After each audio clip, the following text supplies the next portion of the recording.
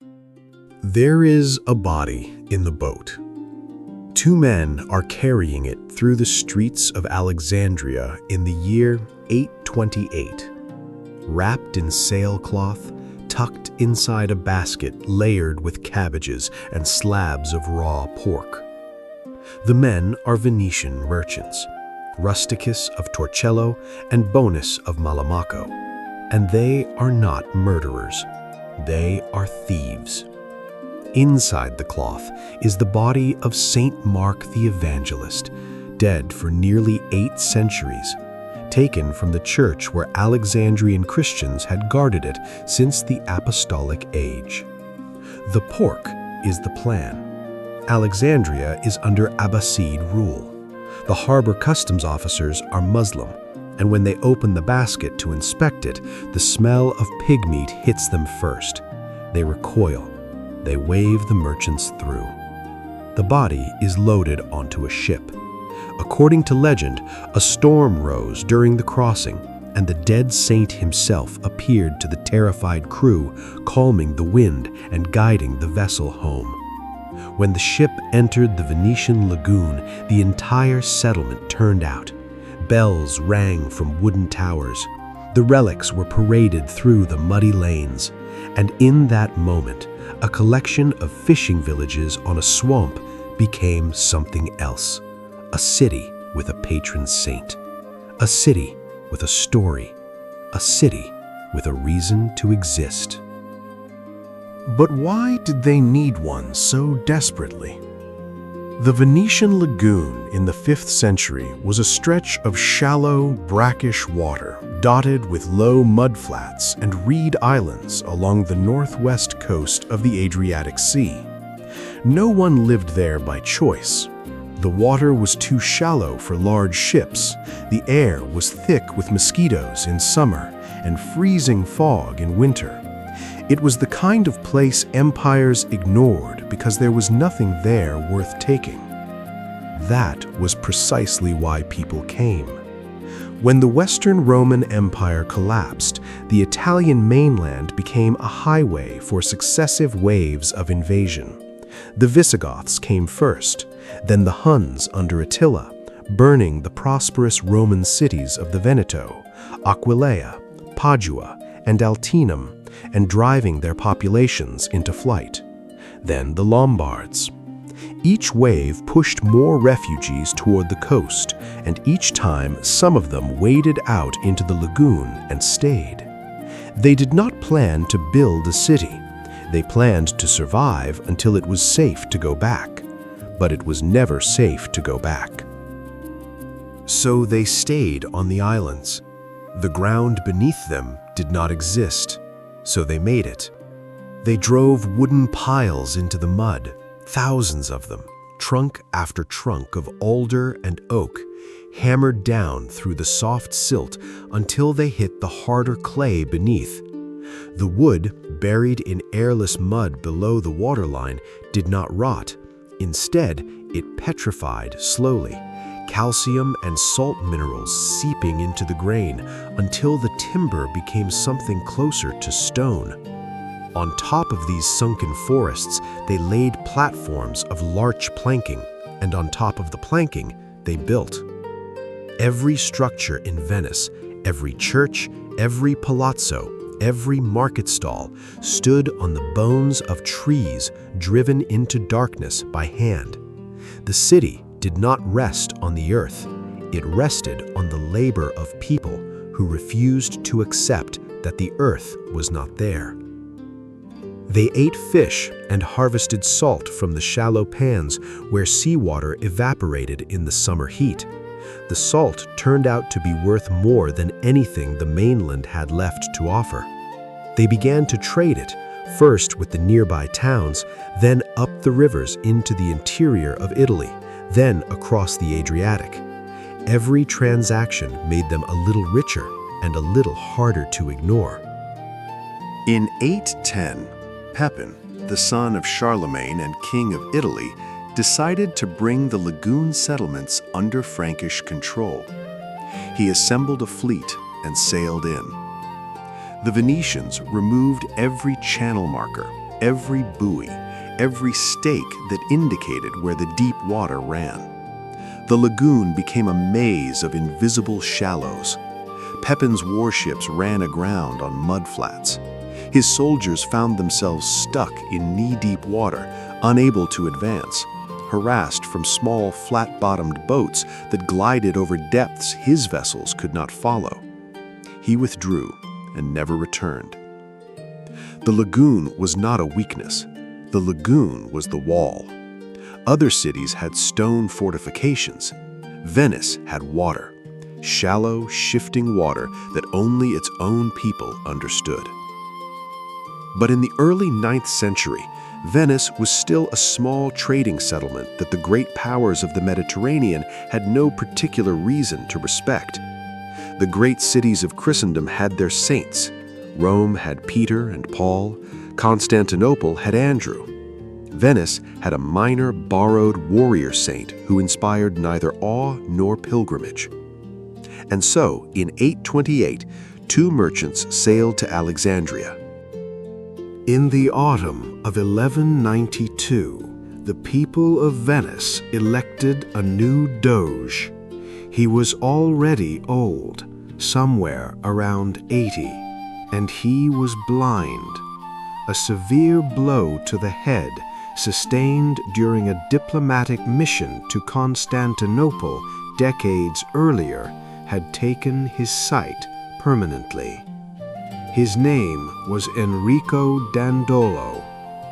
There is a story that he would place a hair in his soup at formal dinners and then loudly complain about it, picking it up, holding it between his fingers, demanding to know how such filth had gotten into his food. The performance was meant to suggest his eyes still worked. The city he inherited was rich but restless.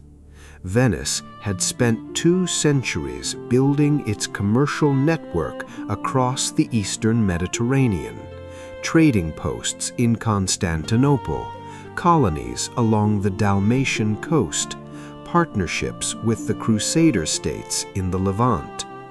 Venetian ships carried pilgrims and grain east and brought back silk, spices, and gold.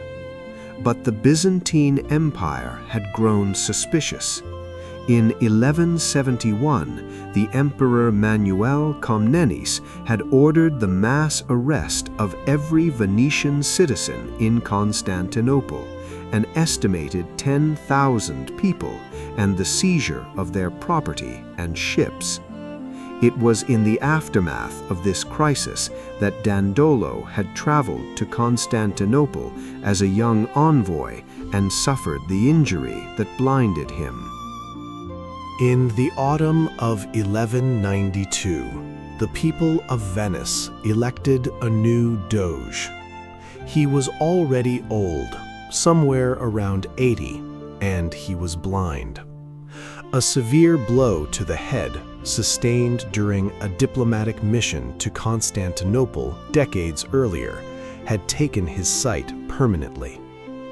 His name was Enrico Dandolo. There is a story that he would place a hair in his soup at formal dinners and then loudly complain about it, picking it up, holding it between his fingers, demanding to know how such filth had gotten into his food. The performance was meant to suggest his eyes still worked. The city he inherited was rich but restless. Venice had spent 2 centuries building its commercial network across the eastern Mediterranean.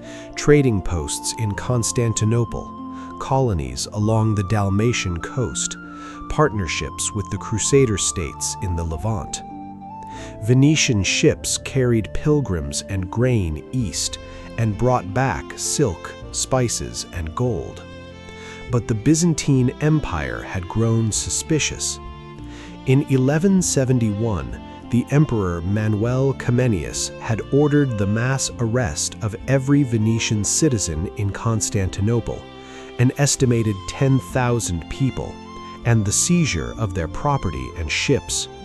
It was in the aftermath of this crisis that Dandolo had traveled to Constantinople as a young envoy and suffered the injury that blinded him. He carried the memory for the rest of his life, and when the opportunity came, he was ready. In 1199, Pope Innocent III called for a new crusade. The goal was to strike Egypt by sea, and for that, the Crusaders needed ships. They came to Venice. Dandolo agreed to build the fleet. The price was 85,000 silver marks. Venice would also supply 50 armed galleys of its own in exchange for half of all territories conquered. He had turned a papal crusade into a Venetian business venture. But when the Crusaders began arriving in the summer of 1202, far fewer came than promised. They could not pay. Venice had suspended its entire commercial fleet for a year to build these ships. The Republic could not absorb the loss. Dandolo proposed a solution. The Crusaders could work off their debt by helping Venice recapture the port of Zara on the Dalmatian coast. Zara was a Christian city. The Pope forbade the attack. The Crusaders did it anyway. Zara fell in November 1202. And then Dandolo pushed further. A claimant to the Byzantine throne appeared in the camp, a young prince named Alexius, promising vast rewards if the Crusaders helped restore his father to power in Constantinople. Dandolo seized the chance. Constantinople was the richest city in the Christian world. Its harbor controlled the passage between the Mediterranean and the Black Sea. And it was the city that arrested Venetians, seized their property, and blinded him. The crusade turned east. In June 1203, the fleet appeared before Constantinople, more than 200 ships stretching across the horizon. What followed was a siege, then a betrayal, then a second siege.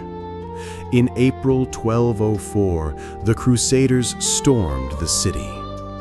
The sack lasted 3 days. Soldiers broke into churches, stripped altars of gold, smashed reliquaries to get at the jewels inside. The great library was scattered. Bronze statues that had stood for centuries were melted down for coin. Dandolo was in the middle of it. When the initial assault on the sea walls faltered, arrows raining down, Greek fire arcing across the water, he ordered his galley driven directly onto the beach. He stood at the prow, the banner of St. Mark flying above him, and demanded to be the first ashore. The troops surged forward. The walls were breached. While the French and Flemish crusaders grabbed whatever was nearest, the Venetians chose with a collector's precision. They took the 4 bronze horses from the hippodrome, masterworks of classical sculpture that had stood above the chariot racing stadium for 800 years. They took the Tetrarch sculpture carved in porphyry. They took relics, fragments of the true cross, bones of saints, vials of holy blood. They took the physical symbols of imperial power. The scale of what was taken is difficult to grasp without understanding what Constantinople had been. This was not a city that had accumulated wealth for a generation or two. This was the capital of an empire that had been continuously inhabited, continuously enriched for nearly 900 years since Constantine had founded it. Its churches held relics collected since the 4th century. Its palaces contained libraries copied from manuscripts that no longer existed anywhere else. Its public spaces were decorated with classical sculptures rescued from across the ancient world. When the Crusaders broke through the walls, they did not merely loot a rich city. They dismantled a museum of human civilization that had taken the better part of a millennium to assemble, and they did it in 3 days. The horses were shipped home and mounted on the facade of St. Mark's Basilica, where they would stand for 6 centuries, trophies from the greatest heist in medieval history. From the ruins of Byzantium, Venice built an empire. The territory was parceled out among the victors, and Venice took the best commercial real estate in the eastern Mediterranean: Crete, key ports in the Peloponnese, trading quarters in Constantinople, a chain of harbors stretching from the Adriatic to the Aegean. This was not an empire of land, it was an empire of sea lanes and loading docks, designed to ensure that every valuable cargo moving between east and west passed through Venetian hands. Each year, on Ascension Day, the Doge boarded the Bucentoro, the gilded state galley, and sailed out past the Lido into the open Adriatic. There, with hundreds of vessels following, he dropped a golden ring into the water and spoke the words, "We wed thee, O sea," in sign of true and perpetual dominion. To enforce the claim, Venice needed ships, not dozens, but hundreds. The answer was the arsenal. Walled off from the city, guarded day and night, it was the largest industrial complex in the pre-modern world. Galleys entered an internal canal at one end and moved from station to station. Masts stepped, decks laid, oars fitted, sails hung, until a finished warship emerged at the other end. 1 galley per day. When a foreign ambassador needed impressing, 1 galley in a single hour. Dandolo did not live to see most of this. He died in 1205, campaigning in Bulgaria, at the age when most men had been dead for decades. He was buried in the Hagia Sophia, the church his troops had looted a year before.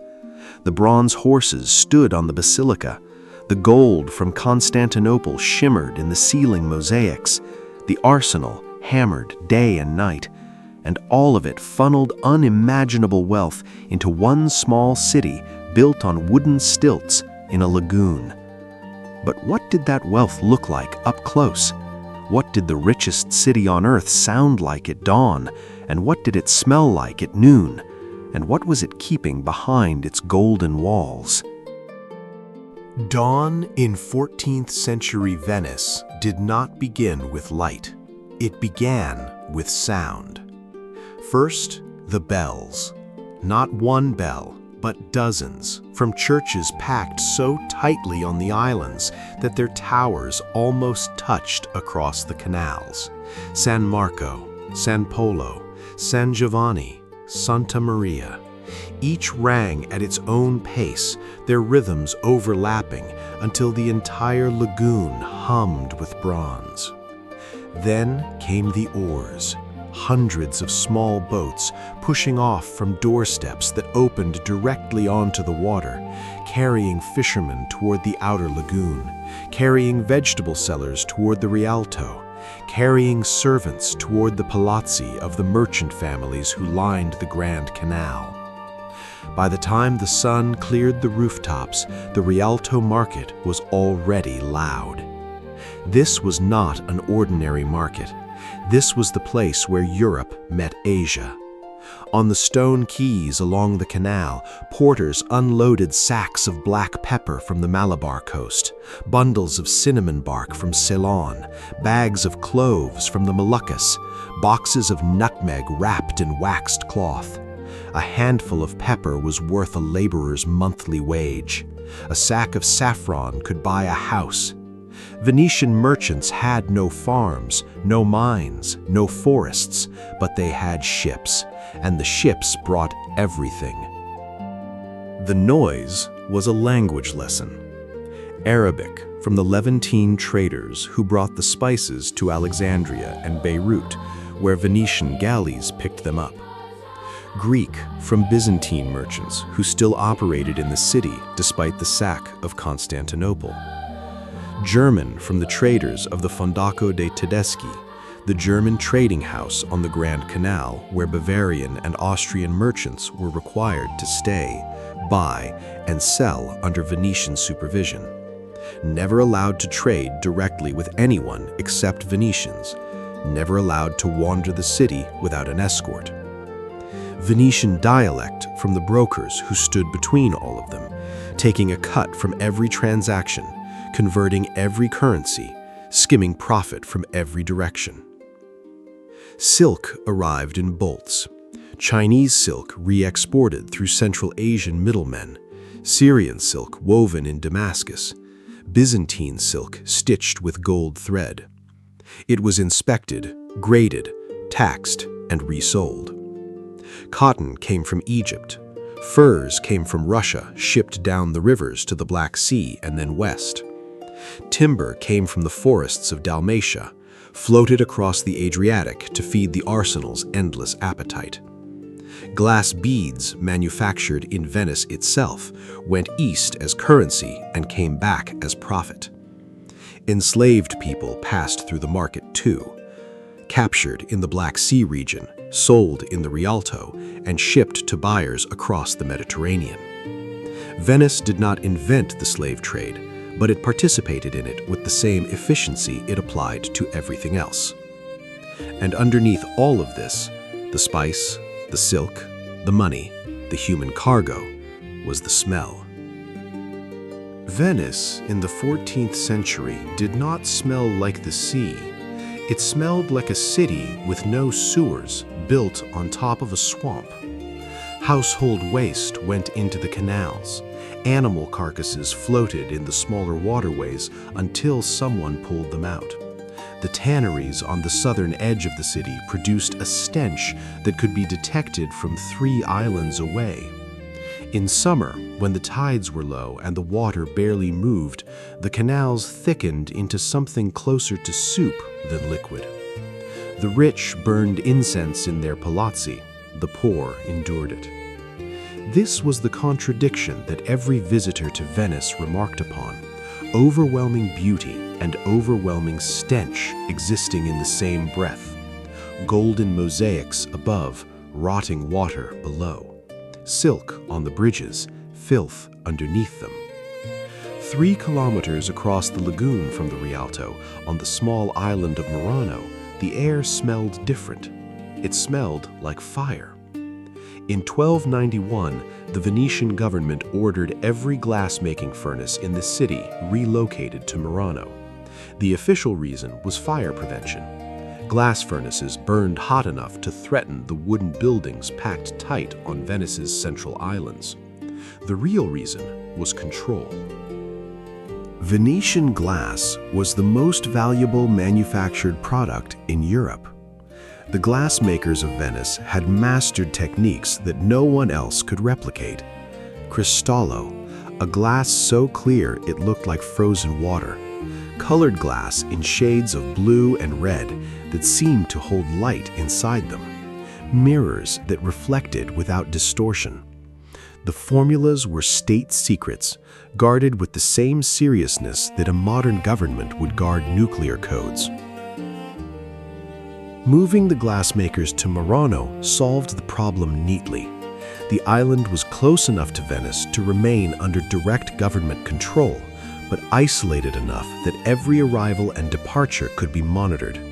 The glassmakers were given extraordinary privileges.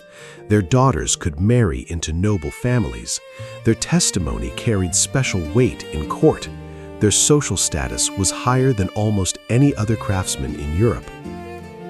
But they could not leave. A glassmaker who attempted to take his skills off the island without permission faced death. If he succeeded in fleeing to a foreign country, the Council of Ten, Venice's secretive security committee, would first send agents to persuade him to return. If persuasion failed, his family became the target. There are accounts of relatives being imprisoned until the fugitive came home, and there were darker rumors that agents had been sent abroad with instructions not to persuade, but to silence. The furnaces on Murano burned day and night. Inside the workshops, the heat was savage. A master glassblower worked with a long iron pipe, gathering a blob of molten glass from the furnace, white-hot, glowing, nearly liquid, and shaping it with breath and gravity and small iron tools, turning it into a goblet, a vase, a bead, a mirror in minutes. The light from the furnaces cast the workshops in shifting red and orange, and the men who worked there carried burns on their arms and faces like permanent decorations.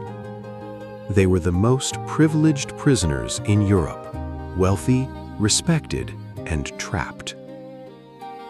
Back in Venice proper, in the Doge's palace, a different kind of craft was practiced. When a Doge died, the process of choosing his successor was the most elaborate electoral procedure the world had ever seen.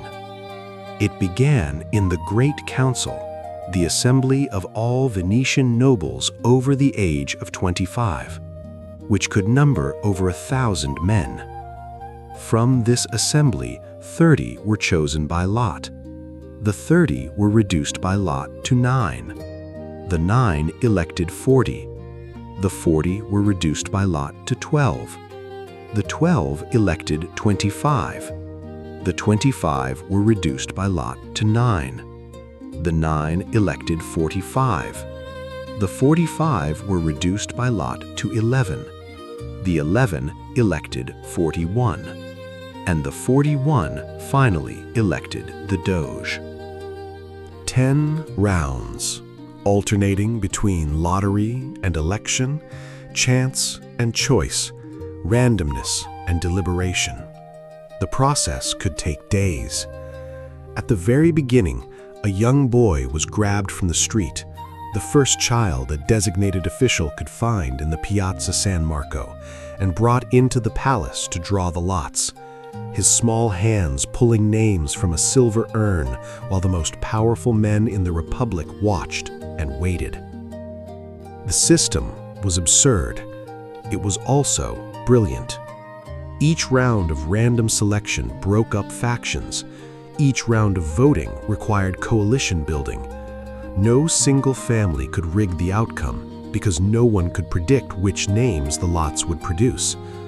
The result was a leader chosen by a process so complex that conspiracy could not keep up with it.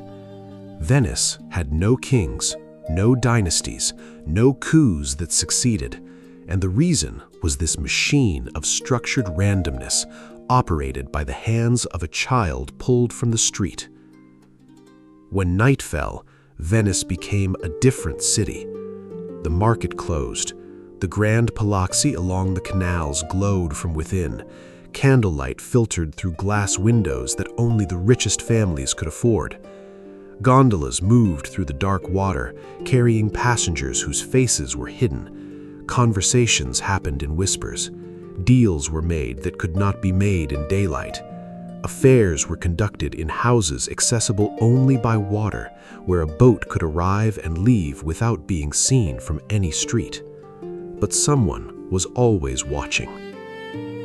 Set into the walls of the Doge's palace and scattered through the city were carved stone faces, open-mouthed lions, grotesque masks with wide slots where the mouth should be.